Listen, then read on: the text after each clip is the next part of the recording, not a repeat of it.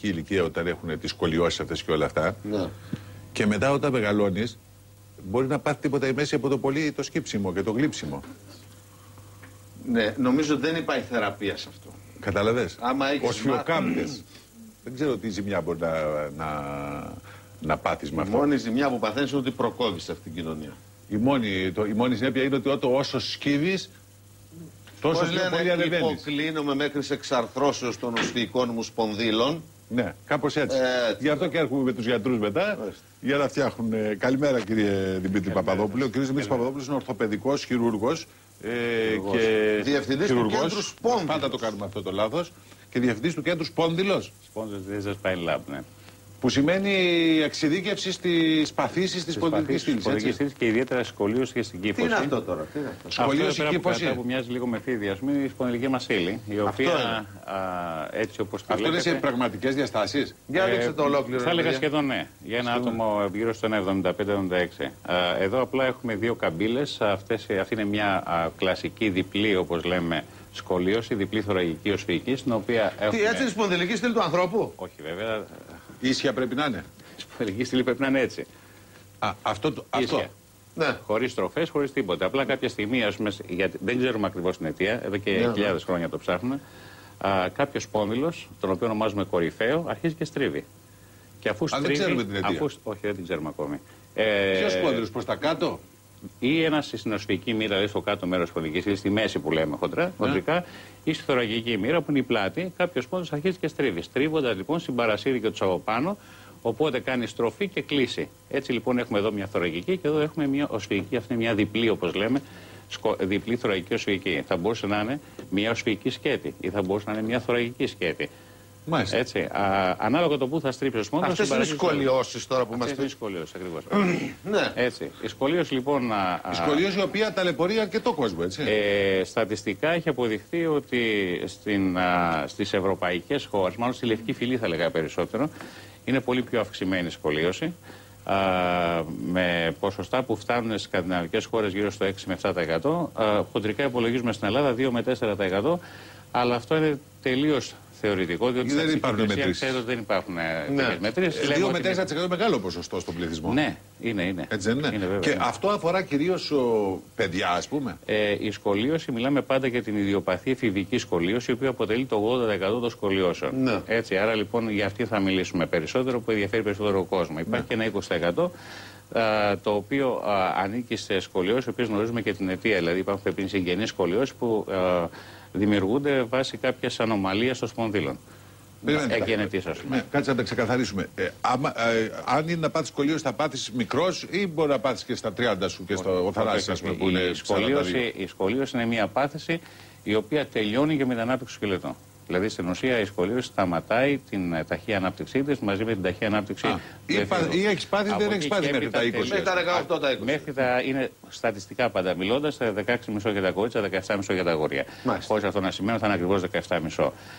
Η σκολίωση βέβαια στατιστικά πάντα μιλώντας εξακολουθεί να αυξάνεται, αλλά με ρυθμούς πολύ αργούς. Πάλι στατιστικά 2 μήνες. Και είναι μια σοβαρή πάθηση αυτή, δηλαδή άμα την αφήσει έτσι πέσει. Γιατί μπορεί και ένα παιδί μας να έχει σκολίωση και να μην το έχουμε πάρει χαμπάρι. Ναι, είναι πάρα πολύ απλό για να διαψώσουμε τη σκολίωση. Με μια απλή εξάρτηση που θα κάνει ο γονιός ο ίδιος. Δεν θα μιλήσουμε για τα σχολεία που δεν γίνεται έλεγχος μαθητικός, που θα μπορούσε πάρα πολύ να γίνει. Εγώ πάντως στην κόρη μου που την πήρα, με το που την είδα, σκύβεις. Ακριβώς. Και κοιτάς αν είναι σχέση μοντελιστή. Και τη βλέπεις και πάει έτσι. Κατευθείαν. Αλλά δεν το. Ναι. Υπάρχει μια απλή εξάρτηση που θα κάνει ο γονιός. Καταρχάς η επισκόπηση, δηλαδή θα το δούμε το παιδί. Όπως είναι γυμνό, είτε με ένα φαϊναλάκι, αν το κοιτάξουμε από πίσω, διακρίνουμε 3 βασικά στοιχεία. Το πρώτο στοιχείο είναι οι ομοπλάτες. Εάν οι ομοπλάτες δεν είναι στην ίδια ευθεία, αν οι ώμοι δεν είναι στην ίδια ευθεία και τα τρίγωνα που σχηματίζει το χέρι με το σώμα του παιδιού είναι ανώμια. Αυτά τα 3 στοιχεία, συν το ότι θα βάλουν το παιδί μας να σκύψει και να δούμε ότι υπάρχει μια καμπουρίτσα κάπου, αυτά μας οδηγούν στο συμπέρασμα, πρέπει να οδηγήσουν στο συμπέρασμα το γονιό ότι πρέπει να πάει σε ένα ορθοπαιδικό να το εξετάσει και να πιστοποιήσει πλέον ότι έχει σκολίωση. Και πρέπει να πάει πριν τελειώσει, πριν να είναι 10 χρονών, 11 αμέσως. Το συντομότερο δυνατόν, βεβαίως. Γιατί μετά δεν γίνεται τίποτα. Είναι, για να σας δώσω ένα απλό παράδειγμα. Έχουμε ένα μικρό δεντράκι, του βάζουμε ένα ξυλάκι, μεγαλώνει, κάνει ένα κορμό ίσιο. Ναι. Όταν λέτε δεν γίνεται τίποτα, τι εννοείτε, ότι εν συνεχεία ποια θα είναι η συνέπεια? Γιατί πολλοί γονείς δεν το έχουν πάρει χαμπάρι. Και γίνεται το παιδί 18 χρονών, 20 και αυτό. Η συνέπεια είναι ότι θα έχουν πλέον μια εγκαταστημένη σκολίωση, δηλαδή θα έχουν μια στραβή σπονδυλική στήλη, η οποία όπως σας είπα, θα αυξάνεται με τα χρόνια. Δηλαδή, ανά δεκαετία παίρνει 2 μοίρες. Δηλαδή, και τι κάνεις, καμπουριάζεις με αυτό το πράγμα, τι κάνεις δηλαδή? Βεβαίως, ναι, καμπουριάζεις. Έχεις πόνη στην πλάτη, έχεις πόνη στη μέση. Εγώ θα λέγω ότι οι πόνοι στην πλάτη έρχονται συνήθως, έχουμε έτσι, διαπιστώσει ότι έρχονται στις χαμηλές, όπως λέμε, σωσυγικές σκολιώσεις. Εκεί έχουμε κάποιους πόνους, ειδικά στην παραγωγική ηλικία, δηλαδή μεταξύ 25 και 35. Και άντε λοιπόν συνεπέρανες ότι έχει σχολείο στο παιδί. Ωραία. Διορθώνεται αυτό? Ναι. Διορθώνεται. Καταρχάς, αυτό που μας ενδιαφέρει είναι να σταματήσουμε αυτή τη σχολίωση, να αυξάνεται.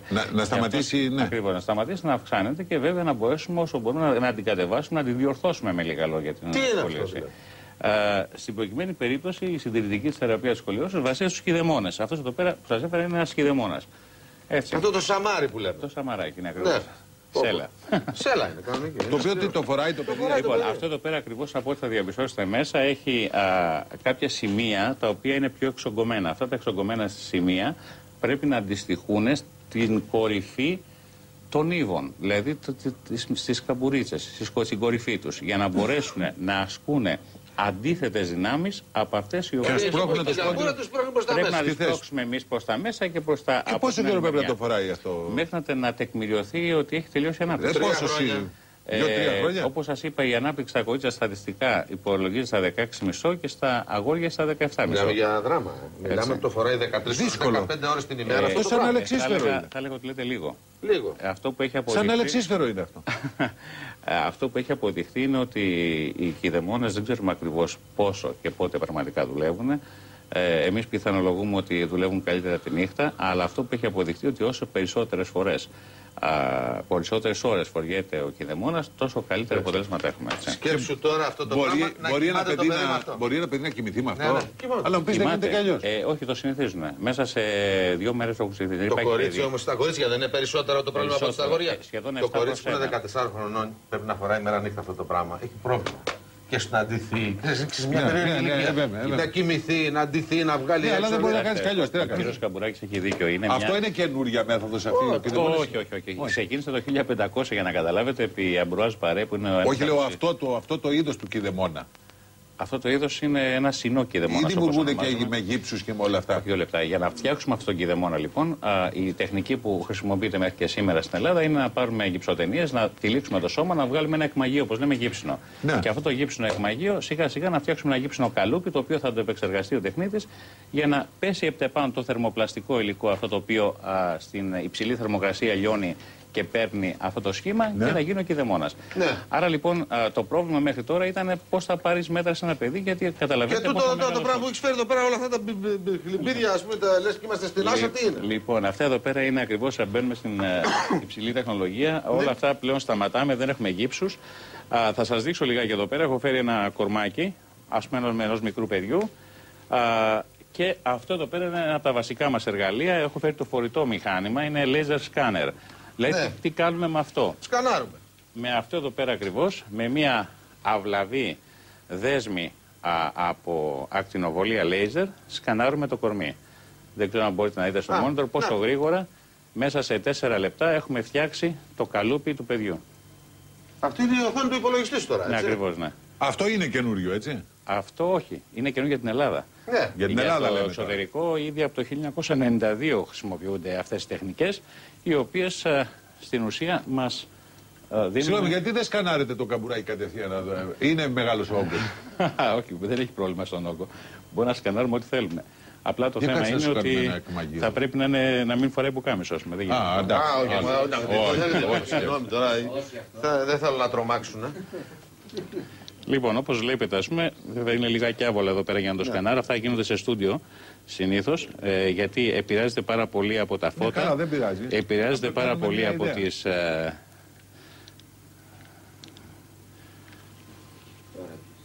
Ναι. Καταπληκτικό.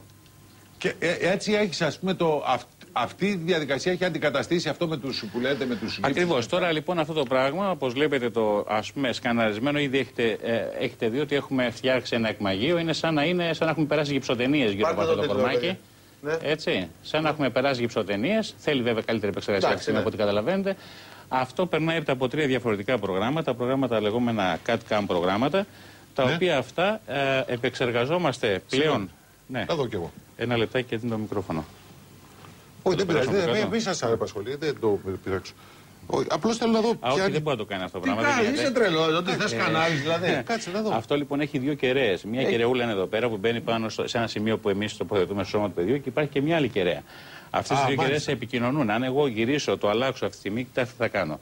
Έχω το ίδιο εκμαγείο, υποτίθεται έτσι. Αν πάω να κάνω εδώ πέρα σάρωση, κοιτάξτε που σαρώνει στον αέρα.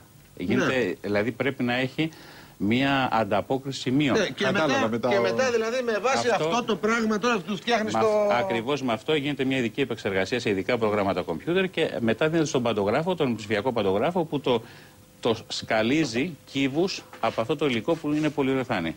Ναι, αυτό εδώ πέρα είναι ένα σκαλισμένο εκμαγείο. Όλος ο καυγάς να εντοπίσει ακριβώς τα σημεία που θέλουν σπρώξιμο. Το σημαντικό γιατί έχει ακρίβεια εκατοστό του χιλιοστού, δεν υπάρχει περίπτωση λάθος εδώ πέρα. Έτσι. Διότι οι μάστορες που τα φτιάχνουν τώρα είναι είναι χοντρικά, ας πούμε, γίνονται αυτά τα πράγματα. Δηλαδή σου βάζει, πας στο μάστορα. Κατά προσέγγιση. Όχι, σου φτιάχνει ένα εκμαγείο, σου βάζει το πέρα γύψο.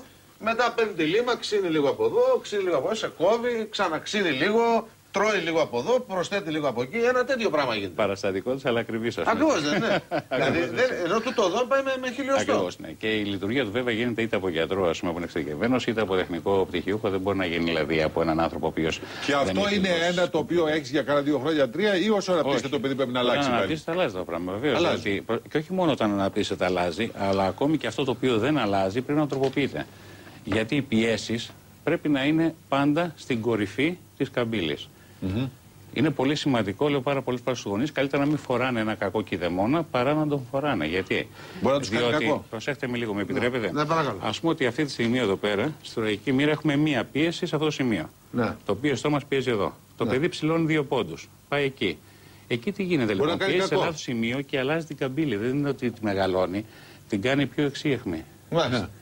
Άρα έχει μεγάλη σημασία η παρακολούθηση συνεχής. Το πιο σημαντικό που λέω στους γονείς είναι το εξής. Δεν έχει σημασία πότε σας είπα να έρθετε. Σε 3 μήνες, σε 6 μήνες κτλ. Έχει σημασία ψηλό το παιδί, μεγάλο το παιδί.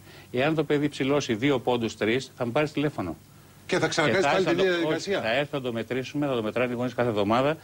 Με ένα δικό του τρόπο και εγώ στο δικό μου υψόμετρο θα μπορώ να καταλάβω αν όντως αυτοί οι 2 πόντοι υπάρχουν. Αν υπάρχουν αυτοί οι 2 πόντοι στον τεχνίτη να φτιαχτεί. Γιατρέ, μισό λεπτό. Φτιάχνετε πάνω στον ίδιο κηδεμόνα ή αλλάζει όλο πάλι? Ο ίδιος κηδεμόνας μπορεί να τροποποιηθεί ελάχιστα. Δηλαδή μέχρι ανάπτυξη μεταξύ 5 και 8 εκατοστών ανάλογα τον τύπο του κηδεμόνα. Αυτός είναι ένας κηδεμόνας που σας έφερε ένα συνό, είναι αυτός που προμηθεύεται σε όλη την Ευρωπαϊκή Ένωση, αυτή τη στιγμή και σχεδόν σε όλο τον κόσμο. Στην Ελλάδα έχουμε το DDB, αυτό που έχετε φτιάξει εσείς στην κόρη σας, αυτό που έχει ένα σίδερο πέρα μπροστά κτλ. Στο DDB έχει μεγαλύτερα περιθώρια. Δηλαδή μπορεί να φτάσει και μέχρι και 8 πόντους να ψηλώσει το παιδί, μπορεί να ανεβάσει τα παιδιά. Να ρωτήσω κάτι. Αν είναι βλακεία, πέστε το μου. Δεν πειράζει. Δεν υπάρχουν βλακίες. Θα έλεγε κανείς, αξίζει τον κόπο τώρα αυτή η βαβούρα, η φασαρία? Είναι μεγάλη ταλαιπωρία για το δεν μπορεί να προχωρήσει λίγο το παιδί, να ισιώσει μόνο του, ας πούμε, κάτι να κάνει? Δεν υπάρχει για περίπτωση. Εγώ γι' αυτό, επειδή έχω αγχωθεί ήδη που μου τα λέτε αυτά, γι' αυτό ρωτάω. Πιάστε τη λίγο στα χέρια σας και προσπαθήστε να το κουνήσετε αυτό το οποίο είναι πλαστικό και δεν έχει πραγματική μας χρονική στήλη. Δεν έχει συνδέσμους, δεν έχει μυς, δεν έχει τίποτε. Σκεφτείτε κόκαλα έχουμε εδώ πέρα με συνδέσμους, με μυς, μια σταθερή κατασκευή. Πώς θα μπορέσει να την ανοίξεις, να την ισιώσεις? Εντάξει, δεν θα μπορείς, αλλά τι κακό θα πάθεις άμα δεν ασχοληθείς με αυτό? Θα αυξηθεί και σε κάποια στιγμή, ας πούμε, προσέξτε τι συμβαίνει. Το πιο σημαντικό από όλα είναι το εξής. Εκτός από τις πολύ σοβαρές σχολιώσεις, γιατί έχουμε σχολιώσεις οι οποίες είναι πάρα πολύ σοβαρές. Δηλαδή, μια σχολίωση που είναι έτσι, 60 μοίρες φερρυπίν, αυτή θέλει χειρουργείο. Διότι αρχίζει και δημιουργεί προβλήματα, σκεφτείτε, έχουμε τα πλευρά. Μακροπρόθεσμα δεν θα οδηγηθεί στο χειρουργείο? Όχι. Αν είναι σοβαρή. Αν είναι σοβαρή, οδηγείται συνήθως μέσα όταν αρχίζει και τελειώνει την ανάπτυξη. Το ξέρουμε από εκεί. Όταν ξέρουμε ότι έχουμε 60 και 70 μοίρες σχολή, δεν το συζητάμε. Ας πούμε, αυτό δεν πάει χειρουργείο. Εδώ μιλάμε για σχολείο που είναι κάτω από τις 40 μοίρες, όπως έχει πιστοποιηθεί από την Διεθνή Ένωση Χειρουργών Πολικής Στήλης και έχουν καθορίσει ότι μέχρι τις 40 μοίρες, όπως λέμε, γωνία της καμπύλης. Μέχρι εκεί, ας πούμε, μπορούμε να πάμε και συντηρητικά. Μετά τις 40 μήνες σκεφτόμαστε στο χειρουργείο. Η σχολίωση είναι κληρονομική? Το πιο πιθανό αίτιο, ναι. Δηλαδή υπάρχει κάποιος τρόπος, ας πούμε, οι γονείς να βοηθήσουν τα παιδιά να τα αποφύγουν? Γιατί δεν πώς κάνουν κάποια λάθη? Από πόσο χρόνο πρέπει να μπορεί να το φέρει το παιδί? Από τη στιγμή που θα το διαπιστώσουν, γιατί υπάρχουν και ιδιοπαθείς σχολιώσεις που είναι νηπιακές. Λοιπόν, ξαναπες στους γονείς που βλέπουν τώρα. Ναι. Ποια είναι η στοιχειώδης εξέταση για να καταλάβουν αν το παιδί τους έχει έστω και λίγη σχολίωση? Λοιπόν, παίρνουμε το παιδί και το βλέπουμε από πίσω. Είτε με ένα εφαρμοστό μπλουζάκι,